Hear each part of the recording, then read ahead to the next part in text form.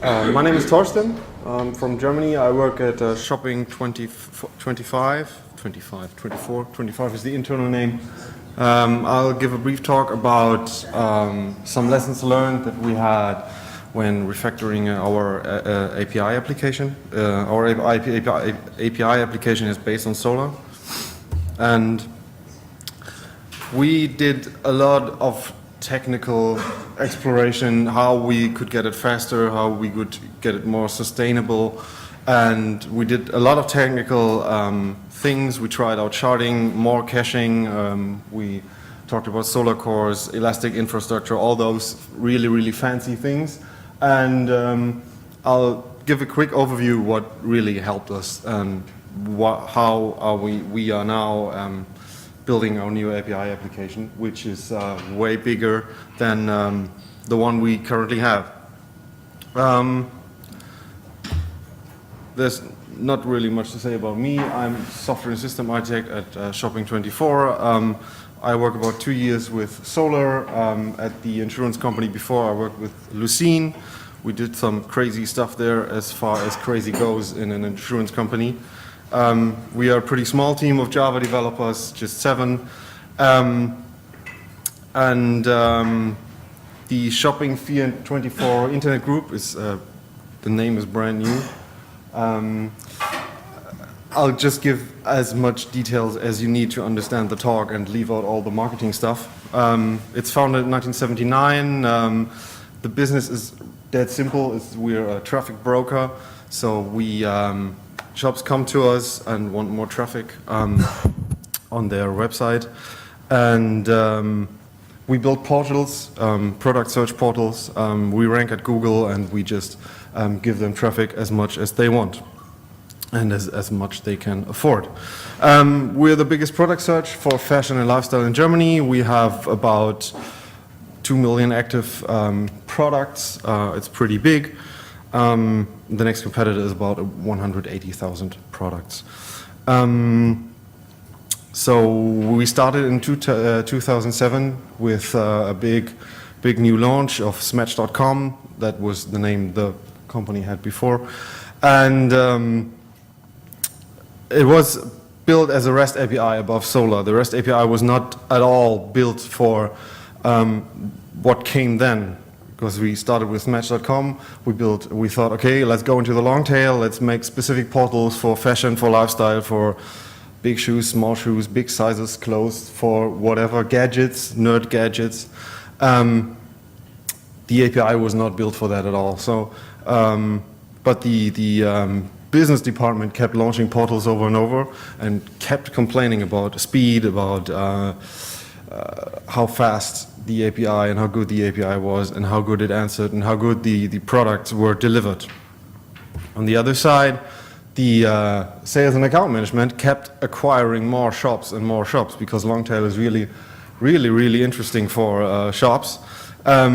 We started with 30 partners, now we have 700. Each partner brings about from 5 to 200,000 products in fashion, which is a lot of t-shirts and for your cell phones, some display covers. We have pretty much everything. So we have 2 million active products and 7 million products in total. As I said, everything is based on Solr. So we started with 500,000 documents in Solr. Now we have 7 million documents in Solr. This is not really that much compared to the other talks I heard today, but we had a lot of problems with that. Our index is about 16 gigabyte. It's currently a single core layout. We have up to 17 seconds response time. This is hilariously bad. One problem is that the machine size is limited. We have a contract with VMware. We have limited RAM size, so the index must not grow more than 16 gig because then it exceeds the machine RAM and it's not in the disk cache anymore. The current API application was installed at Solr version 1.4. This is due to very many extensions that came into the application in the time before I came to Shopping. which are very specific to the Solr version. And initially, this is what I came, which a colleague said to me about an hour ago. We never designed the API to use it for portals, just for small tools like mobile applications or something. So I started there about a year ago with a bunch of problems with an API that is not really responsive and very slow. And so when I started there, the first thing my boss said to me was, okay, well, we need to scale to about 15 million products. We have this huge opportunity, a new partner who comes with all of his products into our platform, so do this. And we had 7 million products. It's a huge growth. And so I said, well, they know what they're doing. They made money before, we make money now, so everything is pretty much fine. So just let's ask the nerds. Ask myself, how would I scale in this dimension? So the first thing, everybody came up with, oh, let's shard. That will be really fun. That's interesting. Technical approach. We can shard forever. It will be really fast. The next thing was, okay, well, Amazon EC2 that's the thing to do. We need, if we need cores, compute cores, get them there when we need it. It's all about automation. Put the Solr index there. Put it on really huge machines, whatever we do. So we thought, okay, this will pretty much solve all our machine limitations. On the other hand, there was this, okay, well, the index is pretty big for transferring to Amazon, doing the updates regularly. So why don't we reduce that index size anyhow? However, we could do that. And we looked at our queries, and we had really bad long-running queries, up to 17 seconds, and there was no commit hook in between. It was just a full regular query. So we gathered all those ideas, and we thought, okay, let's go through the things. Let's explore them technically before we put them into the new API application. Data sharding is all about slicing. This was the goal was to meet the smaller machine size. To meet the smaller machine size you get at Amazon or at Rackspace or some other competitor, and we thought, okay, when we have smaller machine size, we distribute our index on many compute cores. We get more compute cores in the application, and support for sharding is included. So why don't we give it a try? And we made some explorations. We went some tests with different index sizes, with different concurrent requests, and with different shard setups. We started with 1 shard to compare it to up to 8 shards. We went up to 20 concurrent requests on the whole machine cluster, and compared 100,000 documents to up to 20 million documents. And the results were stunning. Sharding is really effective. Even if you do a 2-shard setup, you can. This is the shard. Chart shows query that was really long running, and we put it down from 500 milliseconds, even on a 2-shard cluster, to about 140 milliseconds. So if you're using sharding, it's really effective, and the queries will speed up massively. When it gets more complex, the more shards you put to the cluster, and you see that the effect is not as big as from 1 to 2 shard. If you go from 2 shard to about 8 shard, you gain more speed, but it's not as significant as before. The tests were done on Amazon EC2, and the machine size was equal to the ones we had in our data center. It's I think the big ones at Amazon with 16 ECUs or something.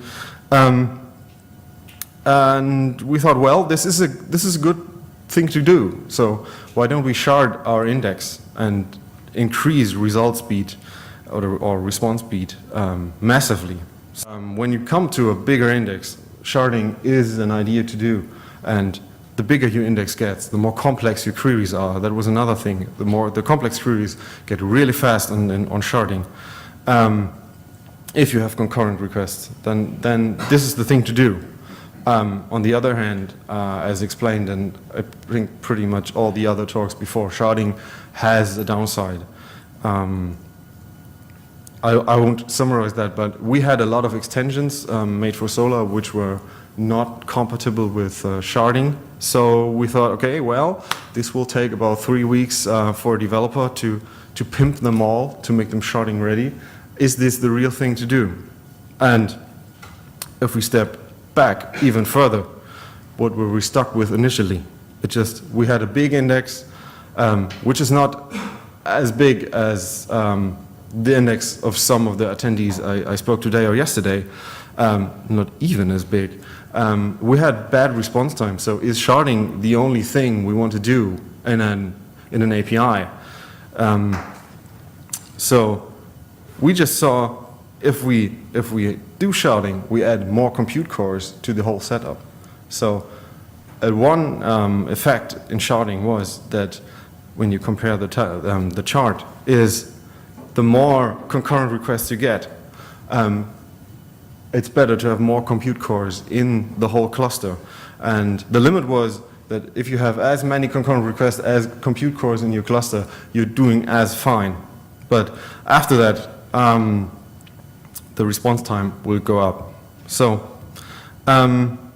we thought, why is our index so big? Anyway, we have, I talked about 2 million products in the whole platform. So we have 7 million documents. There's a really big gap. Where are those 5 million documents gone to? And why are they there? Are they leftovers of somewhere?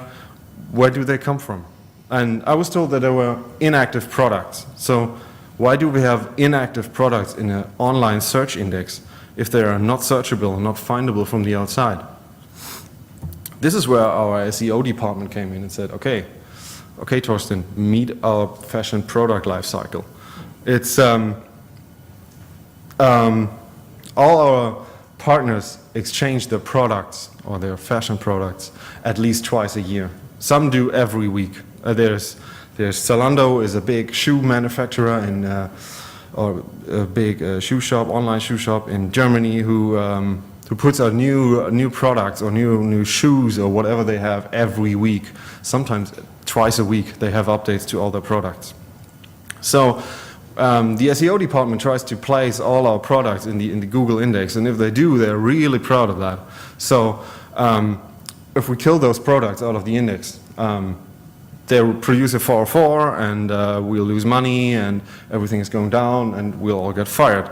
This is about the level they talk about. So we have to deliver products that are not, you cannot buy at the partner shop anymore, but that are in our index, that are in the Google index. So, but you cannot actively search for them, and they're not in the recall of the search process. So we thought, okay, well, put it in the graveyard. Why do we stuff it all in our index? This was the main thing we found out, that just put the things in the online index that is searched, that needs to be searched.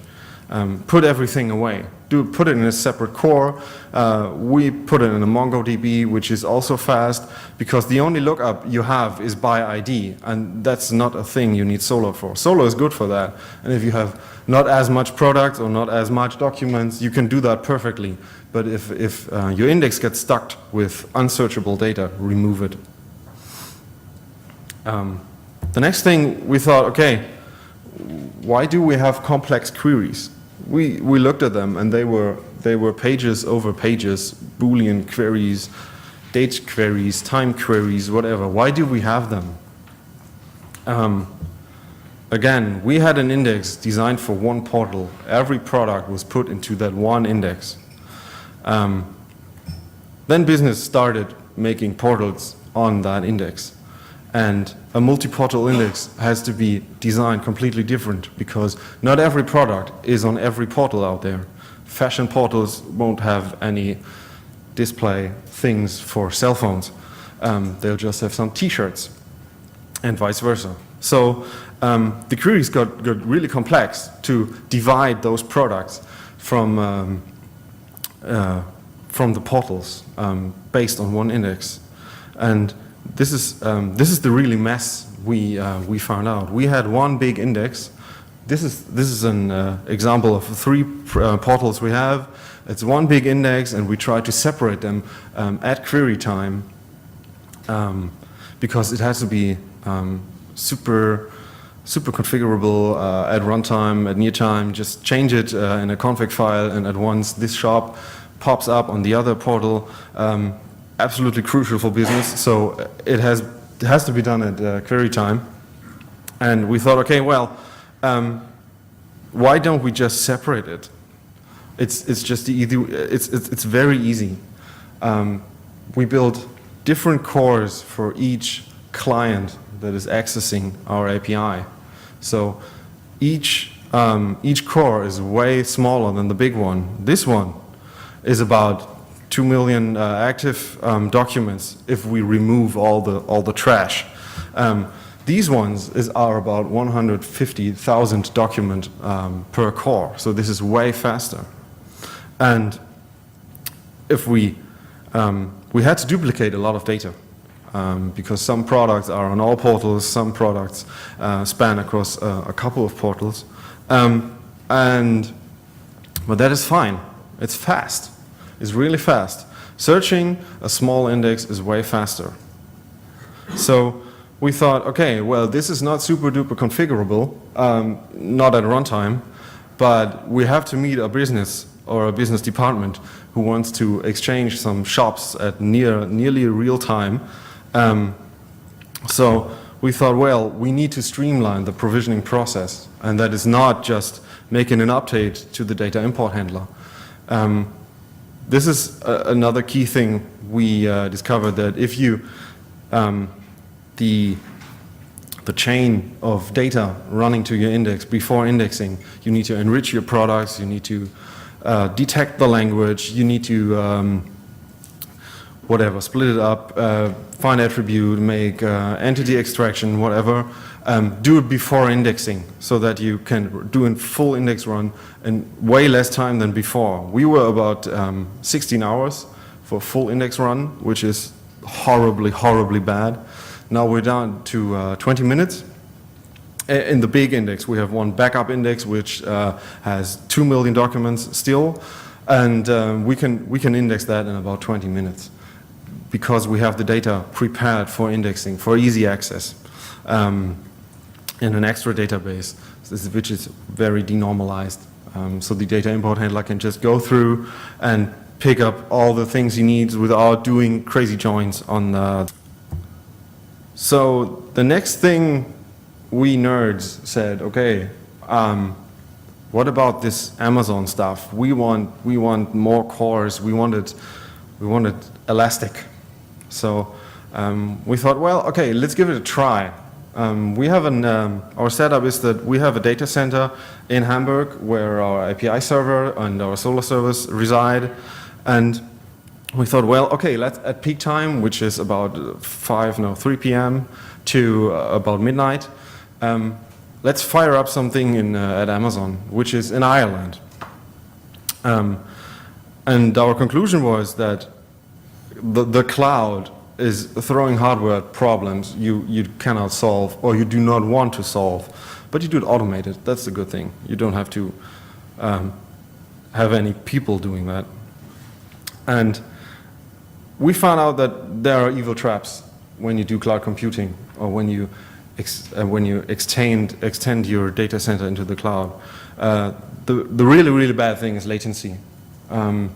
Because our API servers reside in Hamburg, which is in northern Germany, and we put some Solr instances in the EC2 Europe region, which is Ireland, and the latency killed every speed gain we had. So we were adding more cores, and Solr said I'm faster, and the results on the Solr layer was perfect, and on the API layer there was no difference at all, because the latency between Hamburg and Ireland was eating up all the speed gains we had, because it's there. The distance data has to travel the distance, and so we thought, okay, if we do this, if we do EC2 and Amazon, we have to move everything there. It's just, you cannot divide your by layer, so you cannot move your data layer to Amazon. If you have online access, you have to move everything. You have to move the API layer, you have to move the authentication layer and the load balancer layer completely to Amazon, and divide at the start of the access chain, and not on the somewhere downstairs. On the other hand, Amazon is really expensive. It's really, really, really expensive. We paid about 3 times as much for a server at Amazon as at our data center. So it's just a thing to do for a couple of hours at a day. Then it's okay, because you get more power. But on the other hand, you have to move everything. And this is a thing where we thought, okay, let's refrain from this and let's focus on the other thing. Well, this is the mirroring slide. Then there is this little guy. I don't have any picture of our marketing chief officer. I think this fits pretty good. He always comes to our desk and screams, "Faster!" Because he does exemplary tests on the API or on the application at night, whenever he comes to it, and when there's no other problem to solve, he comes to us and says, "This was slow." And we said, okay, what's slow, where's slow? We don't measure that, because in our measurements we were pretty fast. We didn't ever see those 17 seconds, but he proved to me with his funky tools that it's there. So we thought, okay, is this a major problem? Does everyone has this? And see, of course, everyone has this. Ask him, everyone. So okay, 3 people are everyone. Anyway, this helped us a lot to keep the CMO away from us. We put in a really, really, really super duper cache layer. We use the Varnish for this, which is a reverse proxy. We put in 2 cache layers in front of all the portals and in front of the API. We thought initially we wanted to put it in front of Solr, but we thought, okay, what is the thing we want to cache? We want, on the one hand, there should be a cache layer in front of the portal to cache complete HTML pages, and so that the visitor doesn't even have contact with our portals or our API and is being served completely out of Varnish. But if he does any text queries, it goes completely down to Solr. And then we thought, okay, is it clever to cache directly in front of Solr? We're using the REST API, and every API call is built from different Solr calls. So we thought the best thing is that the visitor or the user doesn't even the best user is the user that doesn't even have contact to your API, which is served out of the cache. But if you put a cache layer in front of Solr or between your API and Solr,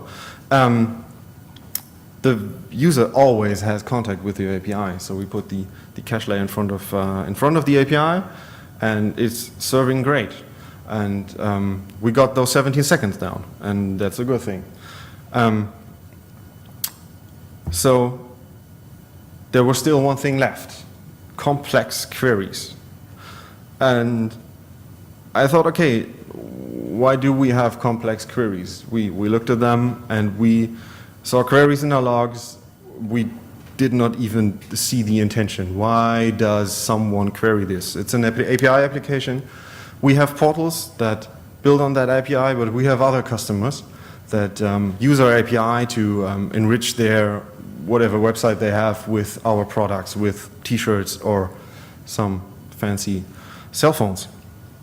So we thought, okay, why do they use those complex queries? And we took a look at our own documentation of our own API, and we were shocked. I was shocked.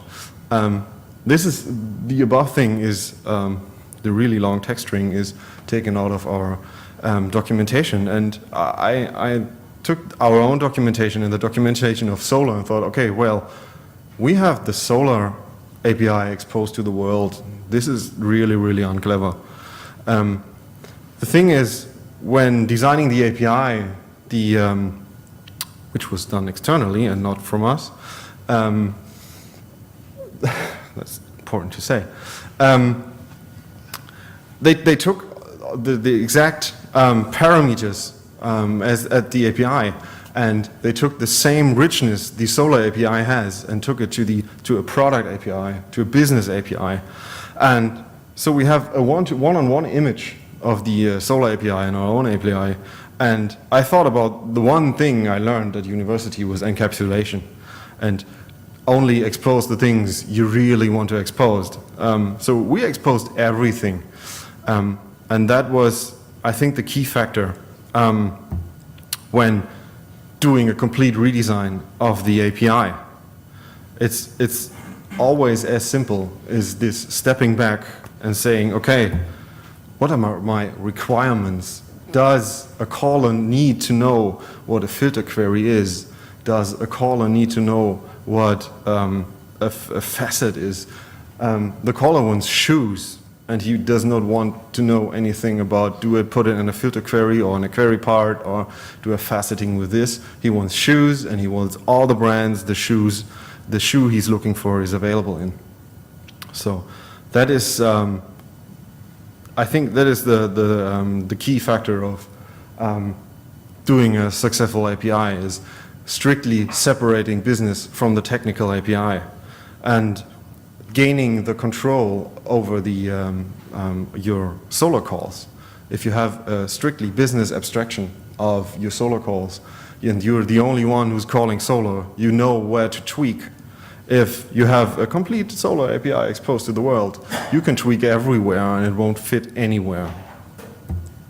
So the thing we thought when designing a new API, decrease complexity, decrease the number of parameters you allow. Just if somebody's looking for shoes, there should be one parameter, I want a shoe, and not anything about filter queries, facets, or whatever.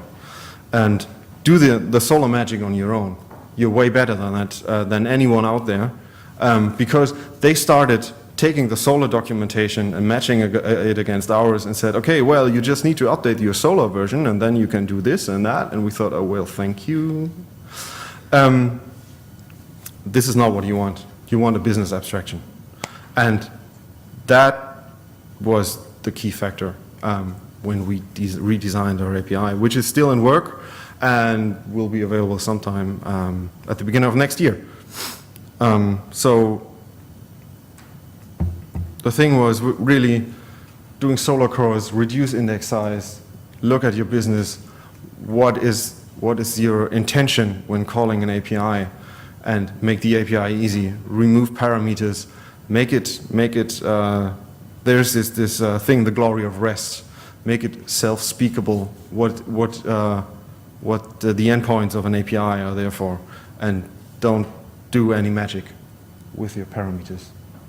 And that's the short talk about lessons learned we had. I hope it was a little interesting and it was not as in-depth. So thank you.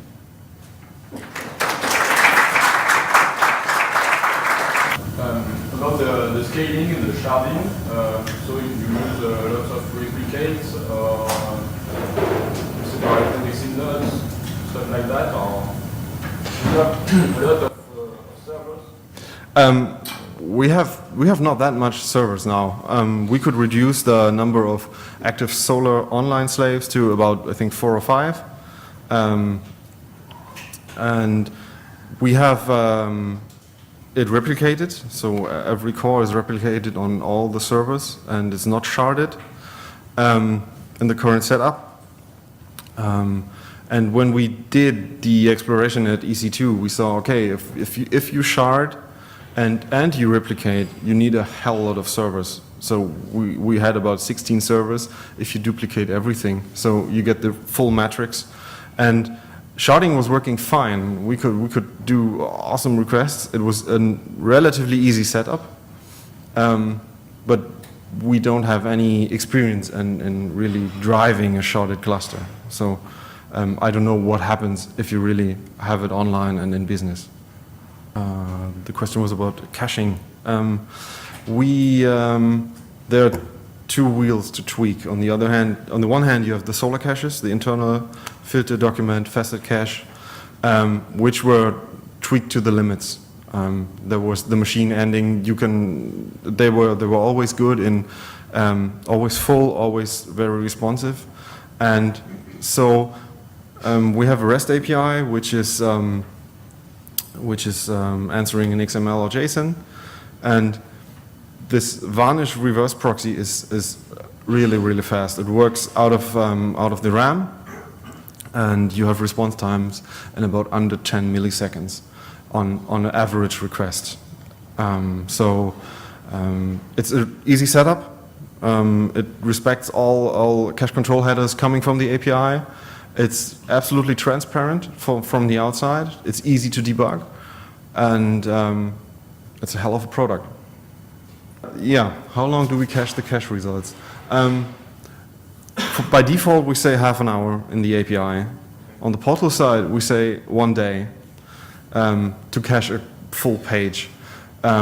Because if we have the emergency cases that someone calls, a partner calls, why are my shops not online, you can flush the cache in a second or flush the page. Updating a cache chain can be really challenging, and that's in the works, because you need to update the cache chain from behind to fill it. But Varnish has a pretty cool feature, which is called a grace period, that if the cache time exceeds, it has a stale, the request is kept stale in the cache, is delivered to the outside, and it gets a new version of the object asynchronously.